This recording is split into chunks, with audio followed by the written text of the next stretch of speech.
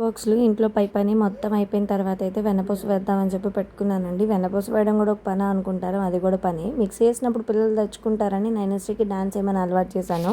So, mixie sound ఎప్పుడొస్తే అప్పుడు dance ఏస్తూ ఉంటదనమాట. నేనైతే పాల మీద మీగడ తీసి వెన్నపూస చేస్తానండి. మీరు ఎలా చేస్తారో ఒకసారి కామెంట్ చేయండి. నేనైతే పాలు కాసి చల్లారాక ఫ్రిడ్జ్‌లో పెట్టి ఆ మీగడతో చేస్తాను అనమాట నెయ్యి ఎప్పుడు చేసినా. ఎందుకంటే మా హస్బెండ్‌కి బాలేనప్పుడు డాక్టర్ సజెస్ట్ చేశారనమాట. ఫ్యాట్‌లెస్ పెరుగు, ఫ్యాట్‌లెస్ పాలే తాగాలని. సో, అలాగా నిన్ననే డీప్ క్లీనింగ్ చేశాను కదా బెడ్షీట్స్ అవన్నీ. దీనిలో కూడా ఇలా బాగా ఎండబెట్టి అప్పుడు మాత్రమే కవర్స్ వేస్తాను అనమాట. మనం బయట కొనుక్కొచ్చే నెయ్యి కోసం అమౌంట్ గురించి ఆలోచిస్తాం కానీ నెయ్యి వేయాలంటే ఇంట్లో ఎన్ని అంట్లు అవుతాయో.